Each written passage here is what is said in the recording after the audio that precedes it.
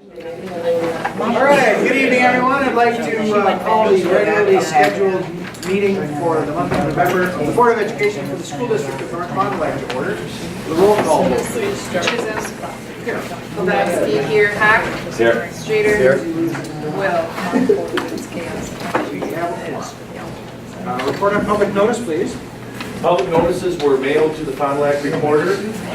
They were also to the KFIZ 107.1 and WFDL radio, and they were posted at the municipal building, at the district office and U.S. Bank in downtown North Fond du Lac, Wisconsin, on Tuesday, November 21st, 2017. All right, thank you very much. Please rise for the Pledge of Allegiance. Pledge allegiance to the flag of the United States of America and to the republic for which it stands, one nation, under God, indivisible, with liberty and justice for all.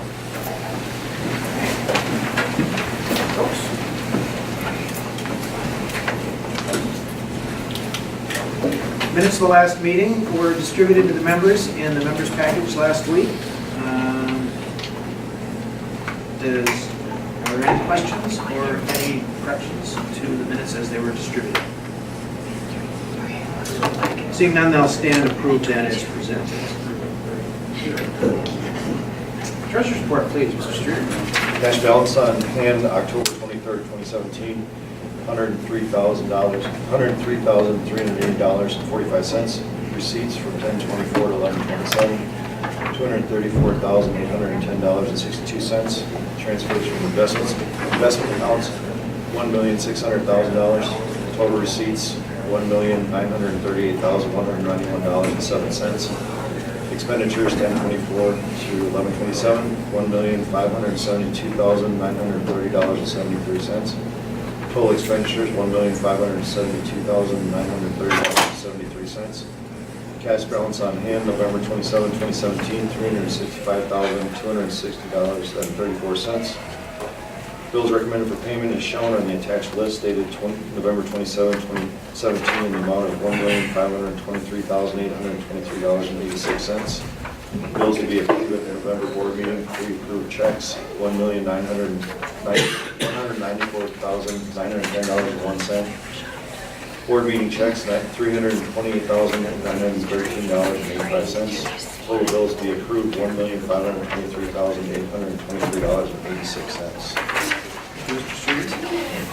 Also distributed with the package was the monthly financial disbursements. Does anybody have any questions about the information that's presented?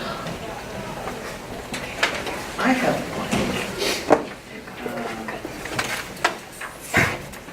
An expense to the city of Fond du Lac County Court for $10,657.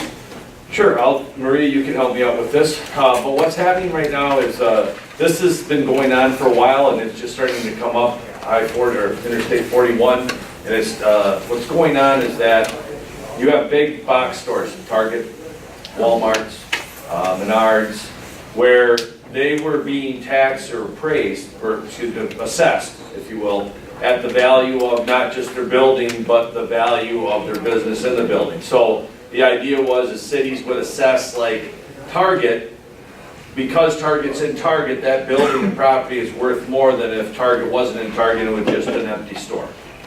Okay? Well, the big group, the big corporations went through legal procedures, and from different rulings came out that, in fact, they did have a statute and a point that was right, that they should be assessed based on that building, not because Target's in it or Walmart's in it, but what that building is on that land.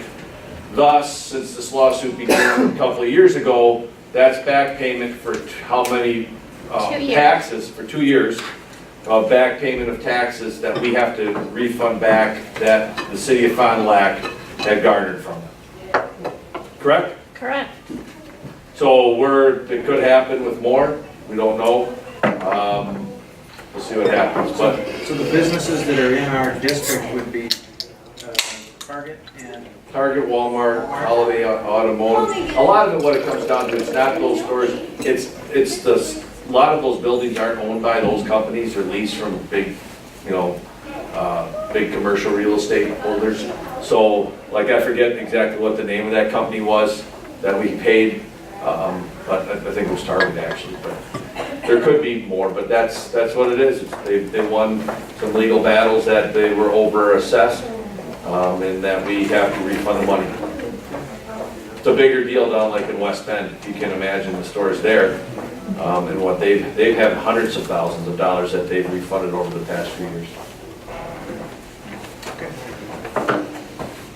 All right, if there's no other questions, then I'll look for board action for the total bills to be approved in $1,523,823.86. I'll make that motion. Second? Okay. Seconded to pay the bills as presented. Roll call vote, please. Will, Yes. Streeter. Yes. Chisholm, Yes. Kowalski, yes. Hack, Yes. All right, motion carries. Anything to report from the clerk's report this month? nothing to report. All right. Next on the agenda, item H, student council report. We have a substitute today. Okay, I'm Haley Vadnais. I'm the Student Council Vice President for Horace Mann. This week, the Student Council is hosting its annual Penny War. All proceeds from this event will go to buying gifts for students in need this holiday season. This year, our goal is to be able to help 6 students, and this is one of our service events for Student Council as we do the shopping and wrap the presents for this event. As far as other high school clubs go, and NHS members are still organizing the school supplies that we collected from the district hurricane supply drive. We have the boxes ready to be sent to Florida through Katie Baumgartner's contact, and we're still coordinating with the Agnesian doctors to transport the remaining supplies to Puerto Rico, where they still desperately need supplies. Daisy Santa, an Agnesian pediatrician's parents, still live in Puerto Rico, and Mrs. Hintz has been in contact with her, trying to get those supplies over there. And NHS is also working on organizing an event where they will pretend to be secret elves for ELC. They will go to some of the classrooms and will act as elves, read stories with them, and create a holiday craft with the class. And then Key Club members are once again attending the Angel Tree event hosted by the Salvation Army. Each year, students help to organize the gifts on one day and then become helpers for the distribution day. And many of our students also act as interpreters for the families who don't speak English as well. And then in Bessie Allen, our Oreo leaders are currently reading the 7 Habits of Highly Effective Teens, and they're learning about their personal bank accounts. This refers to being strong and confident people that feel good about themselves. They're talking about taking action steps to help in that process. One thing that they do to fill their bank account is to do positive actions for others, and they are in the process of making an advent calendar for their partner that involves doing bucket filling acts for others every day until Christmas. Potential 7th graders who are interested in being an Oreo leader have been identified, and they will be offered the opportunity to apply within the next week. All right. Well Excellent. done. Very nice. Any questions from the board? Thank you very much. Next on the agenda is the citizens input portion of the meeting. This is an opportunity for those who are in the audience to address the board for something which might be on your mind. So I'll declare the citizens input portion of the meeting open at 11 minutes after 7.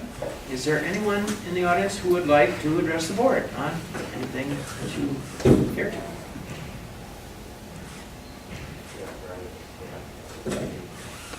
Anything else? Okay. I'll declare the citizens input portion of the meeting closed at 7:12. Next on the agenda, item J, superintendent's report. Thank you, President Chisholm. So today we're going to start off with honoring and recognizing our fall conference athletes, coaches, and review of the fall athletic programs and what happened throughout football and volleyball and cross country. And to do that, what I'm going to do is I'm going to invite the AD, Mr. Matt Bertram, to come up, and he will help lead. We do have some of the different people here that we invited, so thank you very much for Jasmine and Abe and the parents for coming.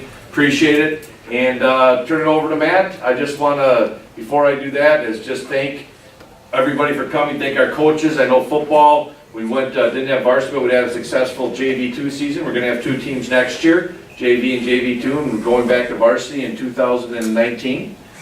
We have 3 consecutive years of having a cross-country champion. This year the boys took over, the girls had won twice, and we have the conference runner of the year. And we have a 2-time first-team all volleyball player that's here right now also, so pretty exciting stuff. So with that, I'll turn it over to Mr. Bertram for the review of the fall sports. And if you would, if anybody comes up tonight and talks, do it right here, that we were right in the camera. I'll start off with the middle school report on the fall here. I'm actually going to turn over to Dave Cohen, who is the middle school cross-country coach, to give a little talk about middle school cross-country team. Thank you. We had a very successful fall. Both our boys and girls ended their season as conference champions. Boys second year in a row. But I'm very much more proud of the fact that of the 29 runners we had on our middle school team, 26 of them finished the first quarter on their school's honor roll. Wow. And I want to thank Mr. Gonzalez and the Bessie Allen staff for encouraging those young student athletes to be student athletes. Coach Mickey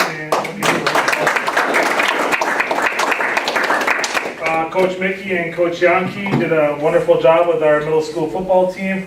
Again, another highly competitive season, great record. The games that we did lose were close. We'll get them next year. Girls basketball, the 7th grade team started off the year a little rough. They went 1-4 to start the year, but then went on to win the last 7 games in a row to finish 8-4 for the season. 8th grade girls won 11-2, and the 2 games they lost were very, very close games to, I think it was Waupun and Rosendale. So they were very close to having a perfect season. So some really great group of kids coming up to the middle school that will help beat the high school here pretty soon. Touching on what Mr. Sadoff said earlier, football, obviously there are no all-conference athletes for football because we did not have a varsity football program this year. We ran with a JV program, which finished the season 3-5 overall. However, we were very competitive and look forward to continuing to make some growth here over the next couple of years. Next year, we are going to run what's called a varsity reserve schedule and a JV2 schedule, so we'll have 2 levels of football next year. Reason behind, same reasons why we decided not to go with the varsity program this year. We're looking at rebuilding and making sure that when we come back in 2019 with our varsity program, that we're not just coming back with a football team, we're coming back with a competitive football team in 2019. Boys soccer, Coach Tony Denson did an outstanding job with this group of men this year. Finished 4th overall in the conference. Unfortunately, drew probably, I would say, the toughest sectional of the group and ran into a buzzsaw down there at Brookfield. So, however, we did have quite a few individual awards. First team attacker went to Andy Soto from St. Mary Springs. I don't know if any of you here. If you're here, go ahead and stand up. A first team defender went to Drew Huck from St. Mary Springs, and he was a unanimous selection to that team, by the way. Second team attacker, Ben Hintz from St. Mary Springs. Honorable mention attacker went to North Fond du Lac's very own Alex Gonzalez. And an honorable mention defender to Derek O'Leary Jr. from St. Mary Springs. In talking with Coach Denson, it is sad to see some of these seniors leave. However, it is a very strong group of kids coming back next year, and he is very, very optimistic that next year is only going to be an improvement upon this year. So, looking good for that. Volleyball with Coach Roger Dooley. The team finished in 6th in a very, very tough volleyball conference this year. The Flyway Conference, very, very competitive as far as volleyball is concerned. However, we did get some all-conference nods here. First team, Jasmine Spittle.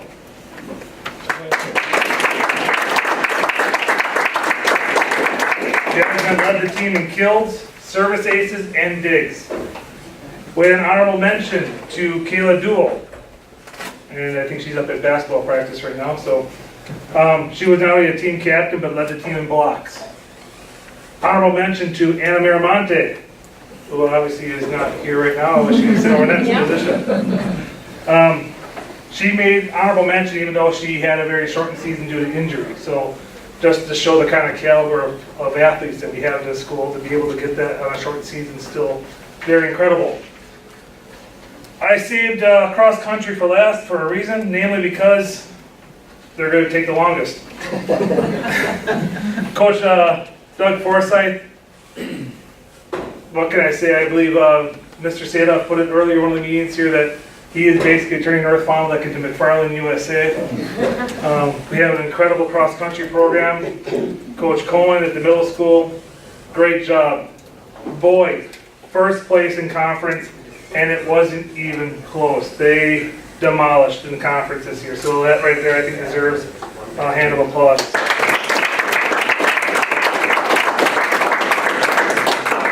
Our girls team missed fourth place by just a couple of points.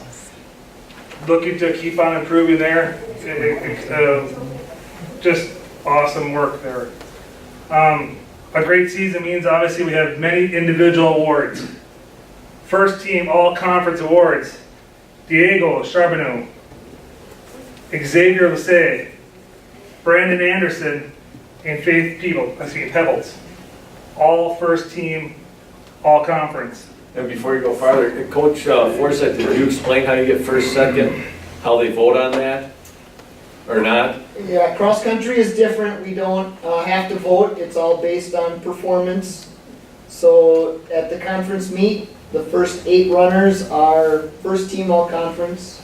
The next 8 runners are second team, and the next 8 are honorable mention.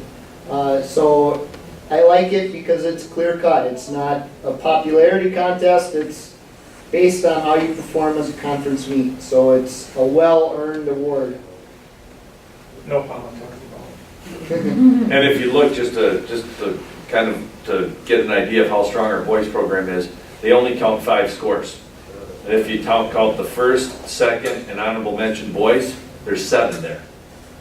So we had student athletes that made all conference that didn't count for our team score.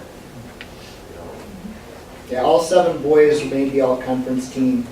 And even though, like Mr. Sadoff was saying, you only score 5 of those 7, all 7 were on the all conference team. Second team, Ricky Ellinger, Andrew Forsythe, Abraham Giebel.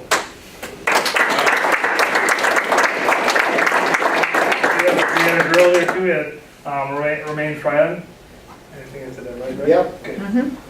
Honorable mention to Ben Schneider. And of course, the runner of the year, which, explain runner of the year? You again earn conference runner of the year by winning the conference meet. So Diego finished in first place at the conference meet, which makes him the runner of the year.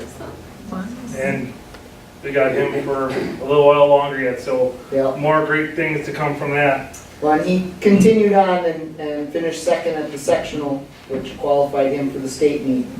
So Diego got to run at state this year. He finished in the top 3rd at the state meet, so not quite where he wanted to be, but very impressive. And like Mr. Bertram was saying, he will be back next year to give it another go at the state meet. Lots of great things to come there.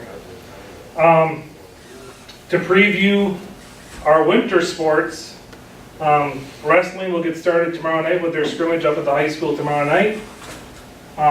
Our boys also get their season kicked off tomorrow night. They travel to Marquestan to start their season under the leadership of new head coach Royal Smith.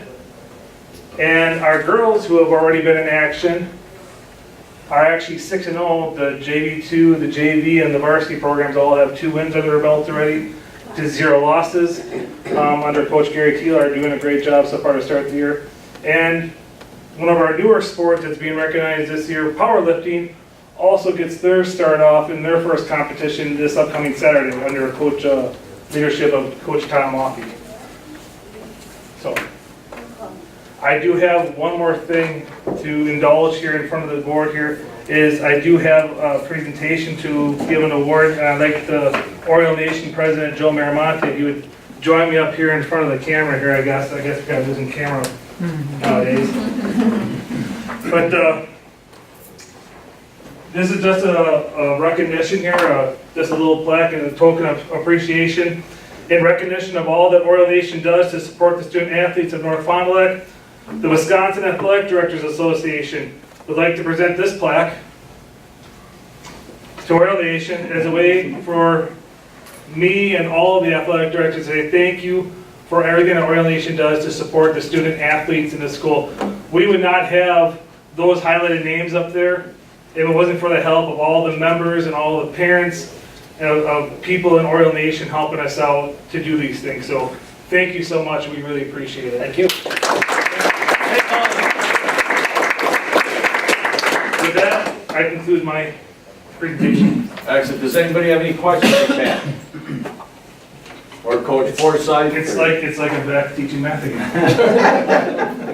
And I want to also thank, I know that Abe and Jasmine's parents are here. Thank you guys very much. I know driving around doing all these, it takes a lot. You guys aren't even done yet. You've got volleyball kicking now. So thank you very much. We really appreciate all your work and all that you guys have done on the court and in school to make us proud. So thank you. I've been sorry about that whole engagement thing. She broke it off in 3 nights. I know. Yeah. Yeah, you don't have thought. That's a beer. I'm glad you shake. All right. So now what we're going to do is we will, I'm going to turn it over to, so if anybody'd like to leave now, you're more than welcome. Will, if you'd like to cruise. So thank you very much. You really don't want to take the whole board meeting.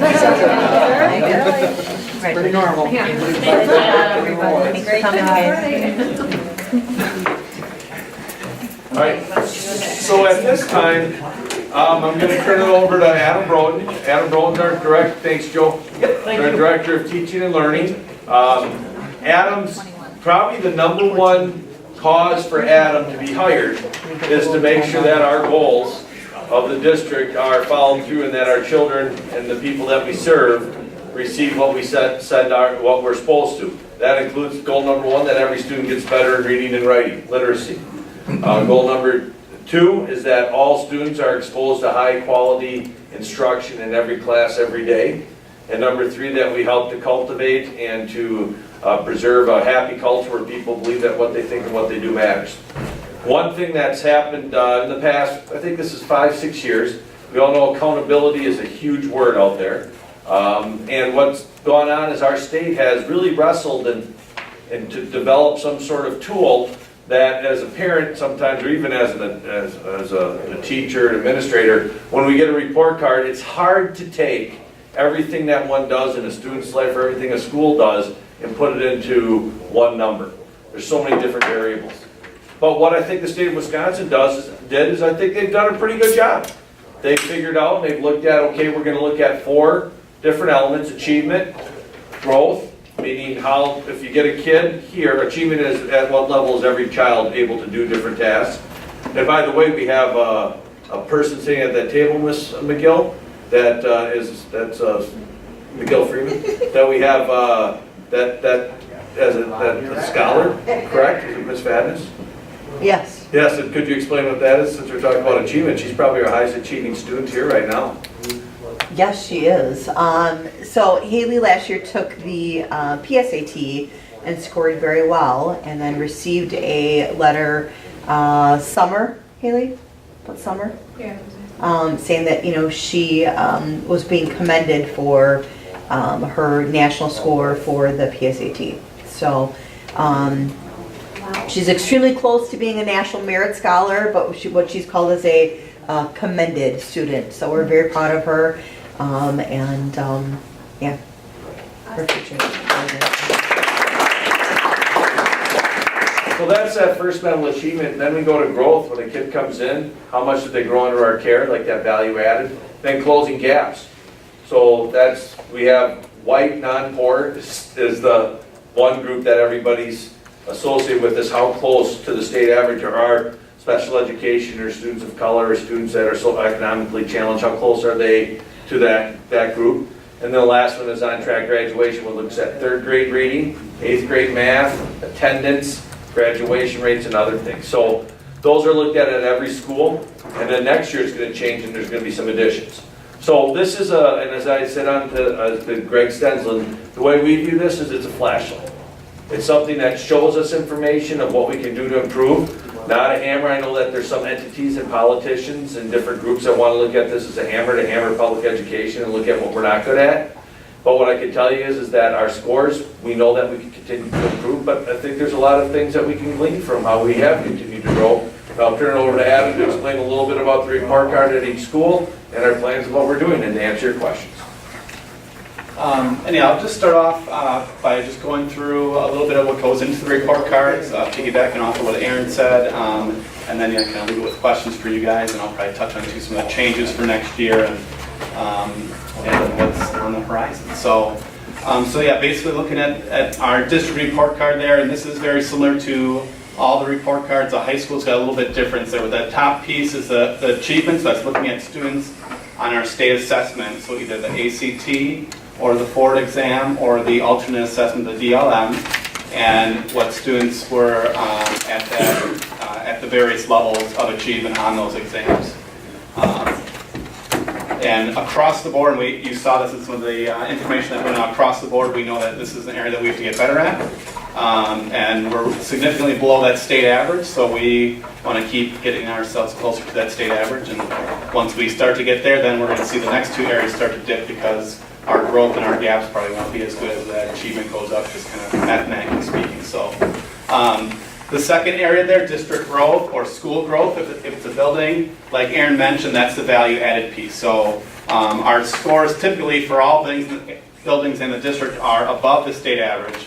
And probably about 5 points would be a significant increase above the state average. So if you see a 5-point increase or more on any of these, that's very significant, or a 5-point decrease is something to really pay attention to. So you can say for our district and for our buildings that we add value where other schools or the average school in Wisconsin would not add the same value because we're ahead of that state average. So essentially taking our kids, putting them in another or in the average middle school, they would not grow as much as they would here in our district. So it's a great thing for us to be proud of and to continue to see happen.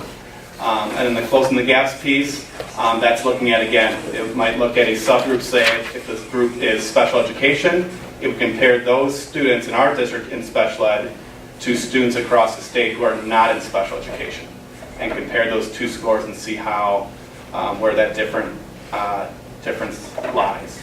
And again, that for the most part we score very well on that. So those middle two areas are the areas that we get the most points for that calculation on our school report card, and those are definitely good things to be proud of. And then the last piece is one that we've historically scored really well on, graduation rates, attendance, and that's again part of that score for each building for the district. And we've never had deductions in our history. That's that engagement indicator right below that, so we've never had that for any building or for our district. Like I mentioned, our email, pretty historical numbers for us when you look at those overall scores. On the sheet I handed out, it shows every report card score we've had at every building and at the district level, so you can kind of see the progression. This would be the first year, if we look at this year's scores and last year's, that there wasn't a change in the calculations. So it's really nice to look at those two. In some of the other years, they changed a little bit how things were calculated, so you could still make some comparisons, but it's not as easy as it is now, obviously, with no major changes taking place. Next year, things will change significantly for the high school. The high school score does not have that growth piece because we're just using that ACT test for our 11th graders. So there's nothing to compare to 9th and 10th grade. But on next year's report card, they're going to look at the ACT Aspire that the 9th and 10th graders take. And next year there will be a growth score on there for the high school, so that will kind of change dramatically. Universally around the state, the high school scores are all significantly low because there really isn't that growth piece. So every student now is taking the ACT, so some schools that have students that maybe aren't going to college or maybe aren't ready for that assessment, it really knocks that calculation down for many high schools. So I think on the sheet you have there, if you look at Horace Mann, just looking at that middle column for the poverty rate for our this current school year, our score would rank us 40th out of 118 schools across the state. And again, our score isn't where we want that to be overall, but just kind of go to show how the high school scores. There's many schools that have our poverty rate or above that are have a much significantly lower score than we do. So. And what happens since there's no growth, that achievement counts as twice. That's why you'll see a Kohler continually, currently right now, I think that's the lone ranked high school in the state. So their achievement, where I think their normal ACT score is like, what, 32, maybe? Yeah. But I mean, it's all different areas, different charges of school. So, but what's really nice too is you can look in that corner of all the report cards and you can see the different demographics. It kind of shows a little bit of, what our makeup is and information. What I really appreciate that Adam did is he looked at like schools like us and compared a little bit. What I'd like you to do too, Adam, is just tell them a little bit about, like, we'll go over each one and just say like how they're different from last year. Sure. And what we're doing in order to attack these different needs, especially achievement when we look at reading and math scores. Sure. And which one? Do you want to start at the district one or? Sure. Okay. The district score, how they calculate this is basically a large school. So every district report card, they just take all the schools in that district and they calculate it the same way and just consider it a large school. So as you can see there, like we kind of mentioned before, achievement's not where we want that to be. Overall, we did have the highest district report card score we've ever had, which is great. And as I touch on the other buildings and those goals that Aaron mentioned, all of our buildings are working towards our 3 district goals. That's significantly going to impact this score if every building is able to execute and carry out the plans they have in place this year and kind of beyond, because we know things don't change after 1 year, but after successive years of doing the right work and doing the right thing. So starting with friendship very significant here. They went had about an 8-point increase from last year to this year, which is great and really awesome. And I think the growth and the closing the gap scores were ones that were impactful, and also that English language arts achievement score was really significantly higher from the previous school year. So, when Mrs. Patton and I have talked, it's kind of great to see this, but we're just kind of scratching the surface of that plan that we have in place. And again, this plan is not a 1 year, we hope really good things happen. It's a long-term plan to improve literacy first, and then we have to start looking at the other content areas, and over time we expect really great things to happen as our teachers get more comfortable with the practices that are going to impact student learning for literacy and other subject areas. So we're very excited to have this and to have, for the first time ever, having the school be at that exceeds expectations is great. One of the things too I'll point out is that our English language learners, if you look there, we really have been able to differentiate instruction to meet a lot of different needs of students. And one of the things, as Adam had said, you'll see it here, you'll see it in middle school, you'll see it in high school. We are still differentiating so that we can meet the students that are achieving, that we have to push even harder. So it's pretty exciting, especially with our new reading program. That's going to not only impact friendship in a positive way, it's going to impact every place that they go as they can continue to move forward, those students. And one of the things too, coming on with Mrs. Patton and the elementary team is, there's been times already, I think even within the first couple of weeks of doing some new things at the elementary building for literacy, there's been times we've kind of said, oh, should we change this or should we deviate from what we had planned initially? And we always kind of have to bring ourselves back down to earth and say, you know what, let's have patience and courage, let's stick to that plan, and if we do this right, we're going to see really great things, but we just aren't in that business of hitting the panic button and doing things without that aren't best practice or aren't part of what our plan is and how we want students to improve. So we really try to, anchor ourselves in that hey, let's stick to the plan, and I think our staff appreciates that too, that we're coming back to what we said we were going to do, and if we make any small tweaks or changes, we want to make sure everyone's at the table and those are done purposefully, not just on the fly. Yeah, that sounds good. So really proud of their staff for what they've done at Friendship and at ELC. And then Bethel Middle School, for the second year in a row, they were exceeds expectations. And this would be a school that, as you look at that one pager I handed out to you, if you look at that poverty rate across the state, we are one of the highest achieving middle schools in the state when you look at that poverty rate. You know, research will say that that poverty rate does impact learning because kids aren't exposed to certain events early on in life, possibly, and it's not anything that we say, oh, we can't do it, but it's just that's kind of where the research lies. But we will be that school in that district that bucks that trend. We just need a little time to, again, work that plan. But it's kind of cool, again, if people, when I talk to people and talk about what the work we've done at the middle school, I often say, we're one of the highest ranked middle schools, especially when you look at poverty in the state. And even when you don't look at poverty, we're in that top third in the state of Wisconsin, which is pretty significant.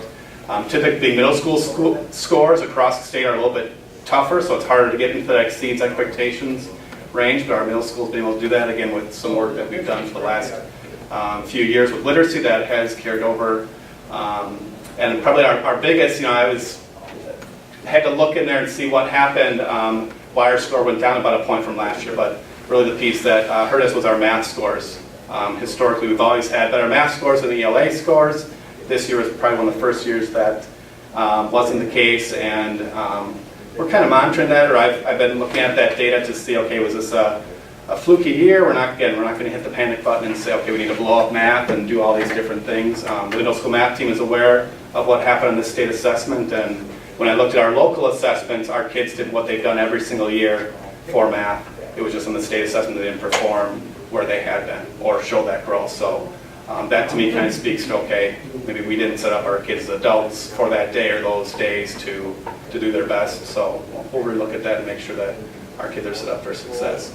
So math and the math growth really hurt this score, but the middle school is a school that can probably be in the 80s and probably routinely in the 80-point range, I would say, and should be pushing that top level significantly exceeds expectations. So that'll be my motivational speech to that building and to get them fired up because I think they're poised to make that another big jump.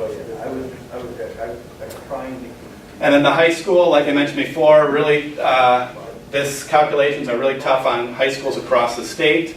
The high school's achievement compared to the state average was one of the closest that we had in our district between the high school and middle school. So,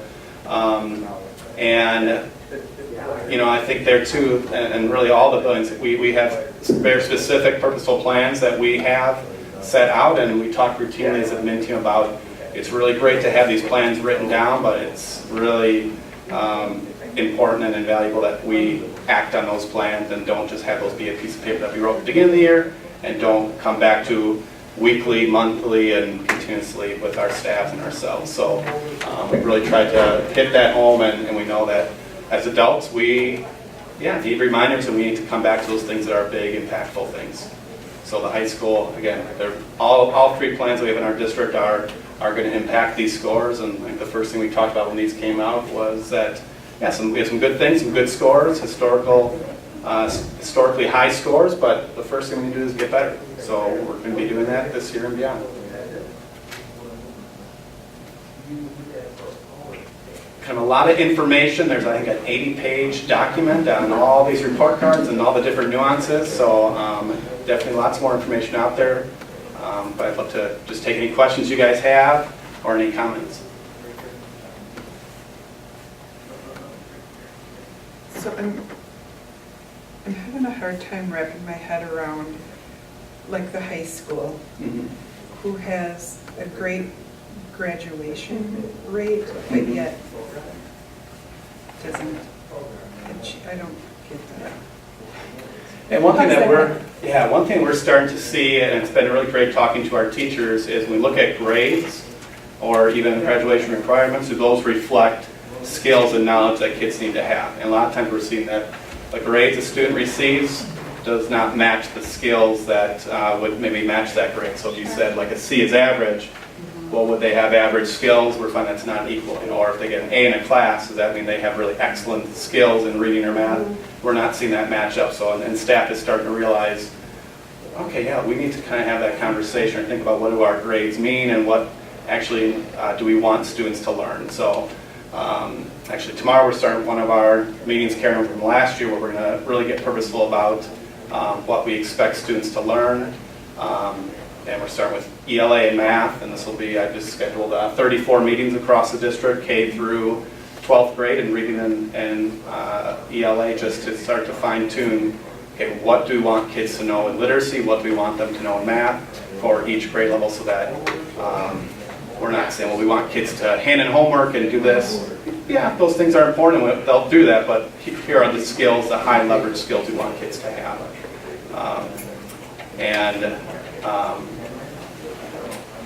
You know, I'm trying to think, I kind of lost my train of thought there, but yeah, you know, definitely something that our staff's starting to realize, and we made that switch last year. One of the first things we did is we talked about, hey, it's not about what we're teaching kids. We can teach kids lots of stuff, it's about what are students learning. So sometimes how we teach something, if kids aren't learning it, even if it's the greatest way to teach in the world, it doesn't matter if the kids aren't learning that. So we want to have that shift be from not on us as adults, but onto the kids and what they're learning. One thing too, Vicki, that might help is that when we look at achievements, it's looking at English language arts and math. It's not looking at career and college ready, different things as far as participation, attendance, and volunteerism, and what the high school's done in a great job. And what we'll do is maybe we'll do this in February, is go through the redefining ready and how we look at graduation. For instance, in our homerooms now, we've really started to hone in on this and find out, you know, research shows if you have a 2.8 or above, plus 2 other things, you're college ready. And our goal is within the next 4 or 5 years to have at least 60 to 70% of our kids being college ready. If you have identified, you know, I think I might want to be a doctor, I might want to be in construction, and then you have 2 other elements, including attendance or volunteering or playing sports, you're career ready. We want 100% of our kids to be career ready. So this measures language, arts, and math, which are important. But once again, the standard for scoring well on the ACT, I don't know if you guys can remember, or if you took the ACT, that's a son of a gun. It's a reading test, is what really comes down to it. And we realize that, and that's why we're making significant changes in our reading curriculum as we continue to go through. That if we want our kids to do well on standardized tests, they have to be better readers, period. So when you look at the graduation rates, and disconnected from the student achievement, that student achievement is just English language, arts, and math. Students are able to show their successes in many other different ways. They're not achieving at that level that we want them to, but that's another thing that's going to be changing the report cards. They're going to start to identify, and I believe allow us to pick some things that we want for our district to be measured.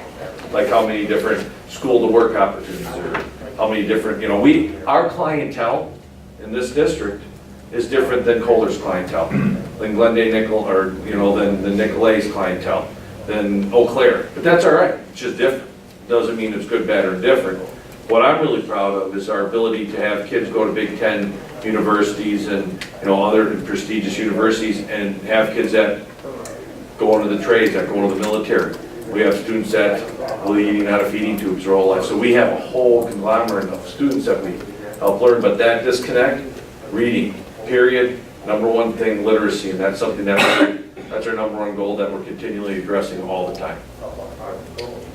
And I'd just say too, just for context, that's pretty common for high schools across the state. Achievement and the graduation rate, I might say, aren't these more aligned? But I'm not doubting us, I'm just, yeah. Yeah, just remember that's ACT. yeah. ACT. Now I always come back to think, well, other people are doing it, why can't we? I know ACT, and I know people in my family that scored 16s and 17s on the ACT, and they're very successful and doing extremely well. But they wouldn't be at the achievement level for being considered college ready. So it's that, and that the correlation, like the ACT was meant to predict the success of the first year of a college student. Pretty much, that's it. The test is meant to predict how well a student will do the first year in college. And the reasons universities use that is they want the kids to continue to come back after that, so they continue to get resources from them. We have taken that ACT test that was meant for that one thing, and now we're applying it in many different ways that it wasn't meant to do. They're trying to grow, and they're taking things seriously. Samantha actually helps and sits on the Midwest ACT board, but it's one piece, and that's why at the high school we've really hooked into redefining ready and figuring how we can use those tools too. Or the ACT is part of that. Yeah, well, and just some of the things, Vicki, I mean, we get it, that our test scores, you know, we want to be the best in the district, not the lowest one, obviously. And some of the things that we've done to change it, for example, our PLC teams this year, I switched them from grade level teams to just departments. I felt like, you know, we don't have daily conversations like some of the other schools are able to do in their schedules. And so, you know, we've got to provide more time for 3 math teachers to sit down and, you know, really go through that PLC question. Number one, what do we want our kids to learn? And it's got to be on the same page. You know, I know, for example, that Connie and Amy Sabo and Ryan Lyle, all teaching algebra, have conversations, but they need more and more to go, okay, where are we reaching this skill? And it's got to be to mastery level. And that's where Adam's coming in, because, you know, to really hone in on ELA and math and review our standards and say, okay, you know, what are we covering and what are we covering well? And what are we agreeing on to mastery level, not just, yeah, we covered the standards. They have to be to mastery level. I think that's one change that, you know, hopefully will help us in a big way. Other little things that we did, you know, our ACT prep. It's hard, you know, for some kids. You know, I had a young lady today actually ask me what mom has to do to opt out of the ACT because she has absolutely no interest in going to a 2-year, 4-year, you name it, college, whatever. So that was an interesting conversation. However, majority of kids, we want them, you know, Haley has the ability to do whatever she wants after high school, you know, given her abilities. Other kids, I want them to know, even if you do not plan on going to a 4-year college or a 2-year college right after high school, remember, you may change your mind 2 years later. And then, guess what you're going to want to do? You're going to want to use your ACT score that you took while you were taking math, while you were taking English, rather than take a placement test 2 years after you graduated, not having math for 2 or 3 years, not having English. So trying to, you know, get them to try their best. You know, like Erin said, we're in the same boat as the rest of the high school. Everybody's got to take that test. And I'm not sure setup-wise if we can do anything different. You know, we only have juniors here. We have 10 kids in a classroom. Take it. We try to pair kids with a teacher that we feel like they get along with. We feed them in the morning. You know, that we have to follow all the ACT guidelines. Staff can't do any work or whatever. They have to, you know, be there. So the day of, I feel like we can't change anything. But what we've done is change our ACT prep. We found that last year just having Jean and Becky was maybe too much for kids in too big of groups. Now we've got 6 rotation groups where you're with Kurt Wismer and Doug Forsyth for 2 weeks going over word keys. Then you switch and you're with Mr. Hively for 2 weeks going over math. And then we'll kind of cycle that way to see. You know, our hope is, again, for kids to see content more of, you know, what do I need to brush up? If you're a pre-calc or a calculus student, you haven't had algebra, which is the majority of the math test for ACT in 3+ years. So, you know, that brush up. So things like that, we're trying to make sure that we have covered standards, which, you know, Adam and I have had some conversations and sharing, in process sharing with staff, that ACT college and career readiness standards line up hand in hand with Common Core standards. So they're there, you know, we're a work in progress, and hopefully some things that we're doing and working with staff are going to show a little better. And once we add that ACT Aspire and that growth piece, you know, again, hopefully those scores will go up. Do you sense there's a stigma for those kids that know that they're not college bound in taking it, as far as how they apply, how engaged they are in the test? Yeah, I think to themselves. You know, we try to give as many reminders as we can and talk about the importance and talk about that, you know, kids, if you go to, you know, for example, MPTC, you have to take the AccuPlacer. However, they will accept the ACT. So we're like, you know, you have that opportunity. I think it's the student especially who really does not know what they want to do after high school and is thinking like, I just got to get through high school and I'm going to work. That they just, they struggle to see any importance of any standardized test. You know, and trying to get them to understand, you know, again, we have a lot of kids that say they're going on to MPDC or Fox Valley Tech and they don't right away, and after a year or two, they do. And guess what, if you've got a 10 or 12 in the ACT, it's not gonna help you, you know, so. One thing, an interesting fact, so the United States and how it's ranked using different scores, PISA, they use national standardized scores or international. You probably have heard how we've dropped in math and English language arts comparative. One thing we have continually grown in is creativity, entrepreneurial spirit, and ability. That continues to grow while other ones fade, especially the ones that are increasing in math and English language arts. I'm not saying there's a correlation there. There's no cause and effect kicking. But what we found is the United States started to drop in its competitiveness with other countries once No Child Left Behind was enacted in 2001. So standardized testing hasn't made the United States better. Standardized testing is one of the things that has caused some things to happen. So there's a lot of different things. The one thing I would say for any of these things, it's a flashlight, not a hammer. Because other things we do is teach kids how to have manners, how to have a work ethic, how to wake up in the morning and come to school, how to treat each other decent. If you do something wrong, apologize, take ownership. That's not evaluated on your ELA or your math score. But the kicker is, once that achievement goes up, which it will, that's when they write books about us. That's really it. And I would, I want to just give you a little insight too. This is not a kid problem. This achievement thing is not a kid problem. It's an adult opportunity. It's an adult problem.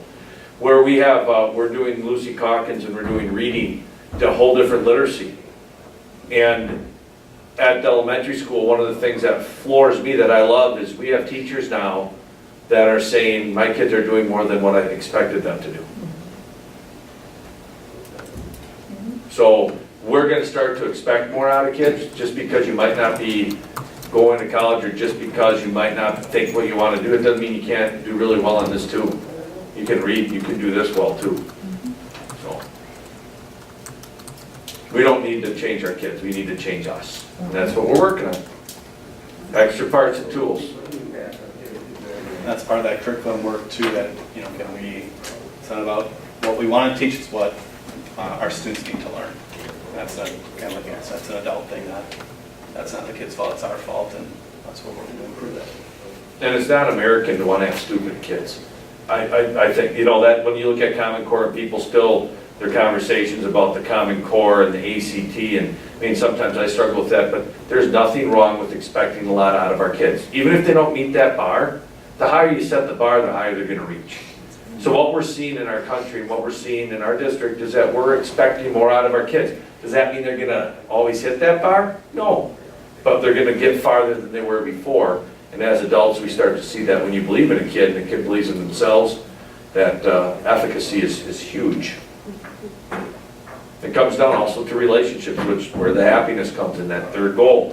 When kids believe that what they think and what they do matters, when teachers do that, things change. So, but what I'm glad is this flashlight showing some pretty good stuff.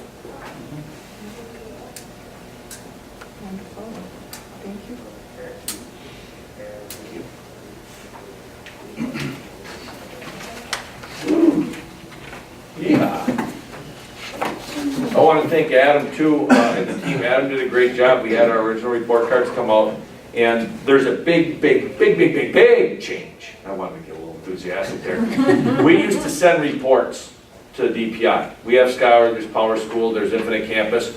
We used to have to send reports. Maureen would generate this report, Linda, whoever would generate these reports. They come out, they get them out of Skyward. They'd have like 7,000 errors. Then they'd correct all the errors. Then they'd send that corrected error spreadsheet or CSV to, which is a spreadsheet. It's just, there's no fancy stuff in it. And they sent that to DPI. Now, there's something called EdFi. And what that does is it's a piece of software that takes Skyward, Infinite Campus, Power School, whatever they use, and it pulls the data. We no longer send data to DPI. DPI pulls data from our student information system, which is beautiful. The killer part is, though, is that means all your data has to be correct.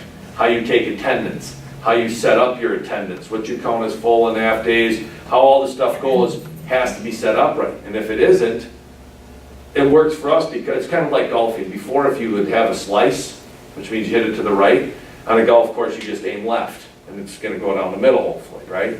That's what we were doing with our data. We could do those things. We could fix them. Nobody's worth the wiser. It's good to go. You can't do that anymore. So I want to thank Adam, along with Darcy and Becky and Kayla and Linda, Debbie and Kathy and Brenda for all their work at really cleaning up our data.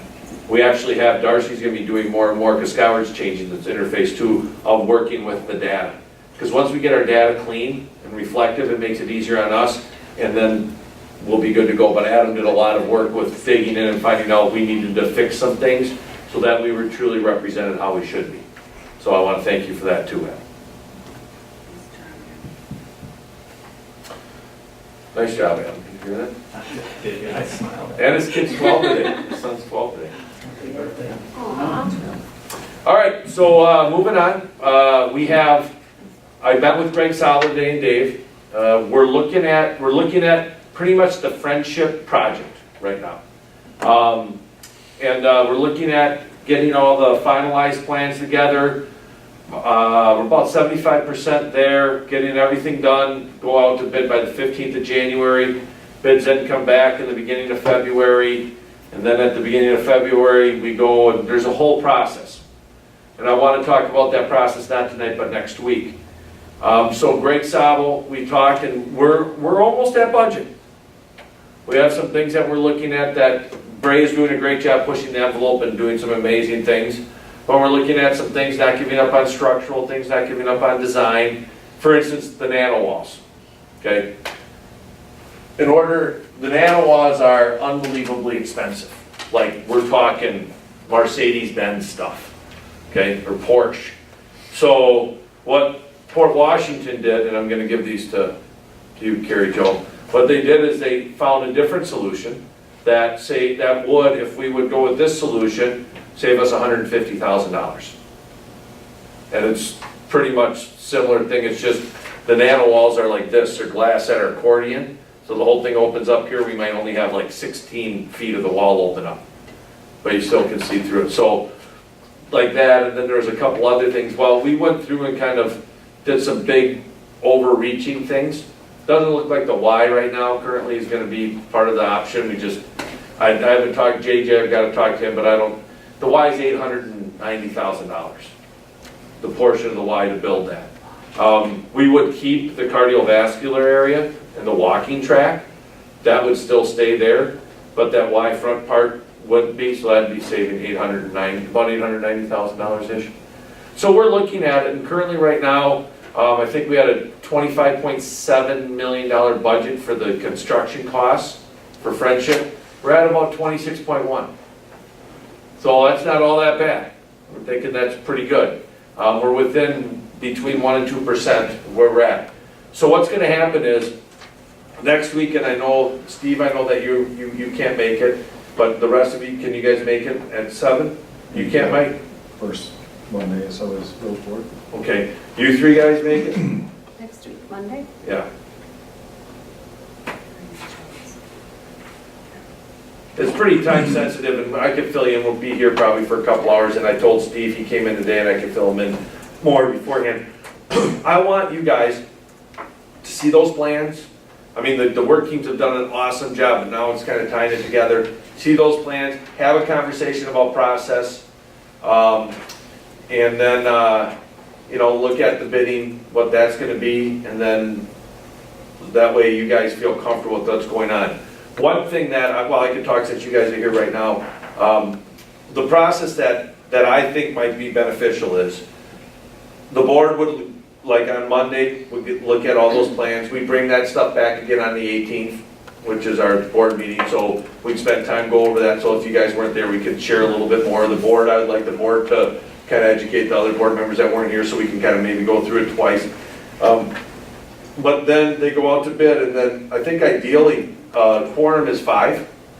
So if we would have 2 representatives of the board, because it's starting to, after the bids go out, what'll happen is Dave and I will go out to C.D. Smith, and Greg says it's just crazy. They all come in and you gotta organize them and get everything set, and it's just nuts. Then what happens is you flush through it, and there's some pretenders that get weeded out right away, but it comes down to like about 2, 3, or 4 for each one. And then what happens then is that, especially on the big ones, like the concrete, the electrical, the HVAC, those are ones you gotta get lined up pretty quick.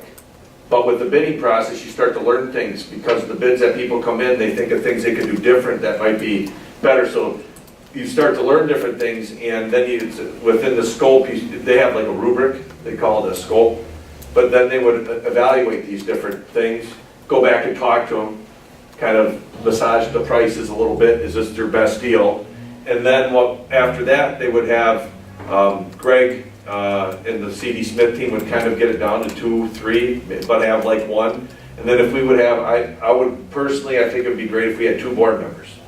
That way those 2 board members, we wouldn't have to post meetings. It could be for a half an hour here, 3 hours here. It could be a little more nimble. If those 2 board members are comfortable with what the selections are, we can move forward. We would still bring it to the whole board, but it would then give more, we'd be more like sardines in a blue whale, if you will.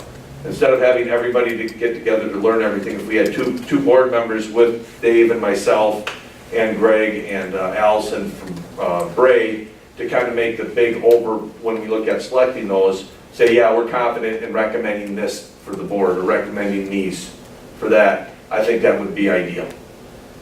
And then we could move from there. So we're looking at a real busy January, February. Just a little bit of feedback. Steve, you've been through this process before, so I don't know if that sounds like a good process or something different than before, or?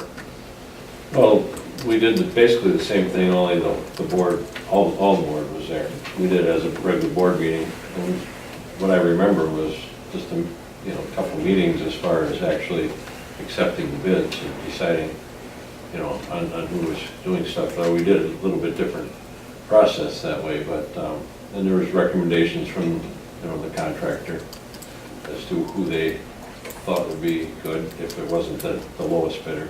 If there was if they knew something about some company that they were a little uncomfortable about, we'd be worth paying a little bit more for a quality, that kind of thing. Right. But I don't know, in 18 years, if it's changed a lot, if it's, if we need to do a lot more meetings or something, then maybe representatives of the board could be an intermediary there. But one of the things I'm thinking, I was meeting with Greg and working with Greg, I'm very confident and they know what they're doing. And I'd be far pressed for me or any of us with our construction know-how, you closest with engineering and you of how the back works, and you with the healthcare system, and you with mail routes, and you with investigating things, but they have a really strong forte. And but what I like about when we were talking with Greg and Dave, pipe in anytime if you have anything that you want to input. What I like with Greg is that the bid is the bid, but there's so many more things that then you go and talk to them and you ask the questions and you learn from their bid. Like for instance, Meerman will come in and have it all designed, our electrical engineer. But when we bid out the electrical, one company might say, you have it like this, but we've done it like X, Y, and Z, and you can save 10%. Like for instance, HVAC, you have every room individually controlled, but if you blocked and controlled 4 rooms or one area under one control, you're gonna save yourself about 10% off the whole bid, and it's still gonna be good, and this is how it could all work, but that might not be the bid, so there's a lot of maneuvering and things that can go on. But I also want the board to have impact to the people that want to be part of that. The board would still have would issue the contracts. It's just how much involvement do we want all 5, or do all 5 want to be involved as we're going through? Pretty much, the way that I've maneuvered this whole situation is let's hire really good experts, which I think we've done in Bray and Rattler and CD Smith, and then let's follow their lead. They know what we want and help out. That's real similar to what Greg suggested with the roof over there, just making the two materials mesh. He says, let's get a roofer over there and get recommendations from 2 or 3 different companies. Just because, we could go in there and tear the whole thing off and start over, but do we want to spend that kind of money? I don't think so. We're structurally sound. We just need to decide what is the best for going from metal to rubber. So, you know, his suggestion was for, get 2 or 3 different roofing contractors in there that know this better than any of us. Kind of like a design build. They design what they think they should build instead of us telling them this is what we want. We want it to be a good roof that works, so. That's what should be happening now though, right? Before we Yes. get to. Yes. Yeah. Exactly. Okay. Because you know, what you're talking about before was alternate bids, and don't they include that with their bid? Yes. You bid what you asked for, Right. but here's an alternative bid. Right. To do this better or different. What I don't want this decision to be mine or Dave's or CD Smith's or one of yours. I want it to be ours. And inherently, the board will take responsibility, and it's my job to do the best I can to recommend and be the one who's responsible, which I'll do. But what I'd love is if people want, once we get those bids out, we'll start looking at some of these things and having these meetings. And if somebody's really jacked up and wants to hear some of that, I feel better knowing that I got 1 or 2 people, maybe it's just one, that has been in these meetings too, that can be another set of eyes and ears that say, no, this is how it all went down, I was there too. And you have a different lens than I have, than Dave has, than Greg has. Doesn't mean we're gonna disagree, or doesn't mean that person's gonna come in and redesign, but I just see it as being kind of like a great safety. And another, like, just view where you guys could be like, okay, Aaron's saying this, Dave's saying this, you know, Steve, Melissa, what did you guys hear? Well, this, and this, and then this. So it'd be almost come along for the ride. You might be in the back seat, but you still come up front, you know everything going on. I would just like a little, not involvement to the point where you gotta make all these decisions, but I just think having some board members, if they wanted to be exposed to that, would be great. Just for the process, and I think for transparency too. Awesome.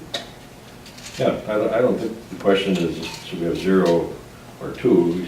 The question for me is, should we have 2 or 5 board members involved in that? And I think you're talking about efficiency or streamlining a little bit as far as meetings as they pop up, that having less than a quorum would be easier to do or more flexible, which, you know, I can see that as long as, you know, we don't have 4 boardrooms that want to be those 2 people. Right. You know, I don't want to shut anybody out of that process either. And the best part is, everything's gonna be passed in February at the board meeting. Or if we're gonna issue contracts, every one of you get to vote on that contract issuance. It's just it's making the sausage. I mean, everybody could be out front selling it, you know, or everybody can be out, it's like, but it's who's in the kitchen getting all that stuff going and explaining that. It's just, is there some people who want to be in the kitchen? I kind of want to be in the kitchen because that was a really fun, exciting idea to be a part of all this. So I would volunteer to help out with some of that if it worked with my schedule. So would I. I'm a dork, I guess, but it's kind of fun. I don't know. It's exciting. I'm far from perfect with this stuff, but I went through it once and I have a big interest in that, and I guess I would like to be considered for that too. So. And a little more flexible maybe. What do you guys think? Sure. I'd like to, but January I'm not flexible in January. And here's the bottom line, if there's anything that comes up that they're like, hey, wait, I'll still give you all the information. You're still gonna know what's going on, you know? You can still, Steve and Melissa can still call each one of you. Sure. You know, they can call and talk to you, it's not like you can't talk. They can give an update, hey, you fill in Mike, you fill in Vicky and Pete, and, you know, don't talk to each other, but tell them what's going on, I can do that too. But then, you know, if people have a big interest, it's cool, but if we do have that level of trust and stuff, and it's you two guys, and we can be like, we can be really, I think, efficient, effective, and I'd love for you guys to be part of that process to know what's going on. So as we go through and we're gonna do this great thing, anybody looks back and questions anything we did, we got a lot of eyes. I love having a ton of eyes on stuff we do. And I assume you'll send us all the dates so that if it does work out, that Amen. you guys can make it even to some of them. Yeah, and if it is, I just need data to put it forward. But if I got that, and I'm gonna have like a one-page paper that explains all this, Sure. And work with Greg, and we can, you know, talk to him a little bit about it. But I think we wanna be efficient, but we wanna be transparent. We wanna respect everybody's time, but I also want, if we wanna differentiate, just like in the classroom, that some people wanna get more involved, cool.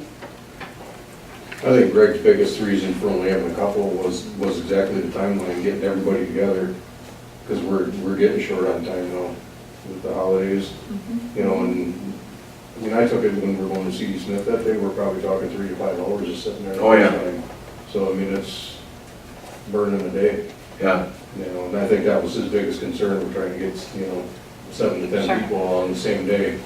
Your decision to go with the route, the board's decision to go with the route with hiring a general contractor and then having it be C.D. Smith, brilliant, just through this process. Very Heard good. the same thing when talking to other people. Yep. All right, so we're not set on anything, but we have a good idea. Good. Cool. And so next Monday we'll have it, so you 3 guys, I'll post it and At everything. what time? 7. And we'll have Allison and we'll have Greg here. Mike, you get done soon, come on over. And then I'll fill you in with everything. We'll go over, we're gonna look at 75, 80, 90% plans done. Talk about the big things of what's going on and then the process. And one thing that we don't have to, like right now they're going through Germantown, Kewaskum, and there's another one. And they're going through the bids. It's really pretty lucrative now to go out for bid. And everybody does it a little different way, but it's, I think we're on good, we're doing well. All right, and then we have December 18th. So, and then, Are you here on the 18th, Steve? Yes. Okay. I'll be, I'm probably gonna be in New York Monday. okay, are you doing Broadway? We got called up? Other side of New York. Ah, okay, oh, West. Syracuse. Eat some wings. Yeah. Cool. All right, that's, any of the administrators, oh, Mike is not going to be running for board. I did see him sign that, so if anybody's out there looking, we are going to have one open seat. Steve, you are going for re-election, correct? Yes. Okay, papers are still gonna need 100 signatures. That law will probably go into impact, or will probably be passed in January, just a little too late. So anybody past this, the board has set up a resolution of 30 signatures, I believe, that we did that, so that does come into being a statute. It'll be 30, but this year will still be 100. So if anybody knows of anybody that might be interested in serving on this illustrious board, please let them know that papers will be going out Friday. They can start going out. So if you know anybody, just have them contact Darcy or myself. Can explain a little bit, and we can rock and roll. And Mike, you can always change your mind if you like. Anything from the administrators? All right. Anything, and you guys have any questions or needs? All right, it's new business. All right. Item K, new business. Number 1. Discuss and consider approving 66.03 agreement with the Oshkosh School District for Whatever It Takes. It's a cooperative program. Pretty cool.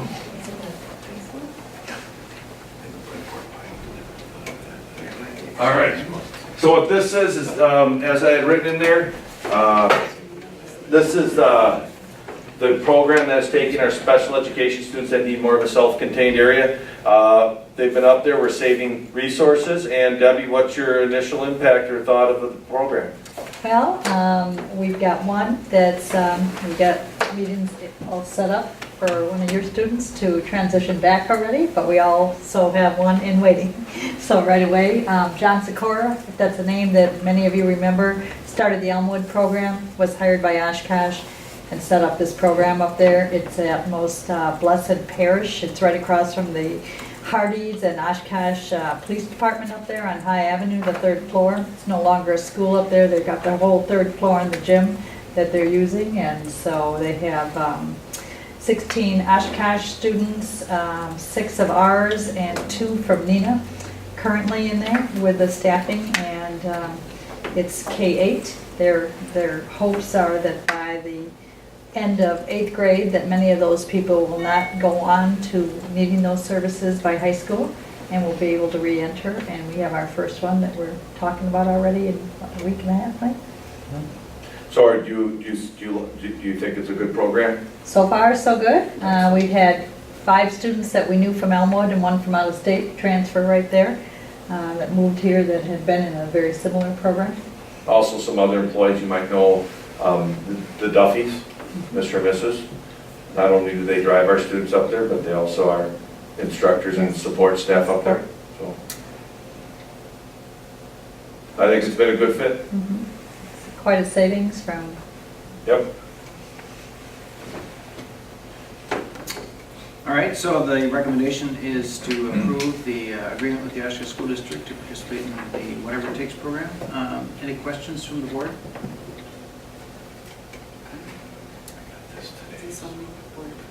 Yeah. Nothing in the All I template. have is it listed. Oh, they don't have a stock. I got it, we'll read. I mean, I can just, Yeah. just making sure. Yep, no, it Okay. is. No, so if there's no questions, then I'll entertain a motion to approve that agreement. I'll make that motion. I'll second. Roll call vote, please. Streeter, Yes. Hack, Yes. Chisholm, Yes? Kowalski, yes, Will. Yes. All right. Next is discuss and consider approving Kate Lawrence. Lamrets resignation from high school volleyball. Yep, just not fitting in the time and resigned, so, and Matt, I'm very excited about the review process that Matt's utilizing at the high school with all the staff, all the the coaches, using, with the surveys, instead of saying fill them out, he's been sending the links out to the kids and the parents, so I think you're seeing more people take it and use it, and he's using those in the reviews, so, should be good, but yeah, Katie's helped out for a few years, we were in dire needs for a while, and she's also manager at Subway, I believe, so I think her job is taking more and more. All right, looking for board action to approve the resignation. Make that motion. Second. Okay. And roll call vote, please. Will, Yes. Hack, Chisholm, Yes. Kowalski, yes, Streeter. Yes. All right, that's unanimous. Number 3, discuss and consider approving activity account for the Food for Thought catering. This will just be for Food for Thought catering, it won't be for like the food that they sell right in the cafe, that money goes directly back into the district to help offset costs that the costs are on the cafe. This is going to be for the catering part, and the students want to keep that money aside and maybe get some new speakers, maybe, you know, things to enhance the experience while in the cafe. Okay.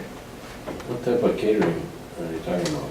Pies, like, did that count? Is that, so like Yeah. Thanksgiving, staff could order pies that they could buy then? Did they do pies last week? Yeah. How many? 63. They also previously had, one of our substitutes had a wake for a family member, and they asked them to do some things because she subs in that area, and so the kids and Stephanie did that, so things of that nature. Some of our meetings that we have after hours, they might cater, like our insurance meetings, I've asked them to cater those, so things like that. Excellent. All right, any other questions from the board? If not, I'll entertain a motion to approve the activity account. So, I'll second. Roll call vote, please. Kowalski, yes, Chisholm, Yes. Will, Yes. Streeter, Yes. Hack. Yes. Motion carries unanimously. And last is discuss and consider resolution for a line of credit from National Exchange Bank and Trust for $550,000. The one thing about this is I think we're gonna need 4 pens to have all the signatures on those sheets, but it was just taking a little bit of time. We haven't had to use it yet, but it's one of those things just in case. So our friends Dan Hintz and the crew over at National Exchange Bank says, hey guys, you're good for it. We'll loan you $550,000 at a low interest rate if you need it. Didn't we do this earlier? We had it, but the paperwork wasn't done, so we didn't pass a resolution. Now the paperwork's done. Was it always National Exchange Bank or was it American Bank? No, well, same thing. American Bank is Oh, now, they purchased. they just got rebranded. All right. Any other questions from the board? All right, I'll offer that up as a motion to approve that line of credit from National Exchange Bank. I'll make the motion. Second. And roll call vote, please. Hack, Yes. Streeter, Yes. Chisholm, Yes. Goldowski, yes. Will. Yes. All right. Motion carries unanimously. Good. That's it for the agenda. We could share favorite colors and stuff. Get us out of here. So, I'll entertain a motion to adjourn. I'll make that.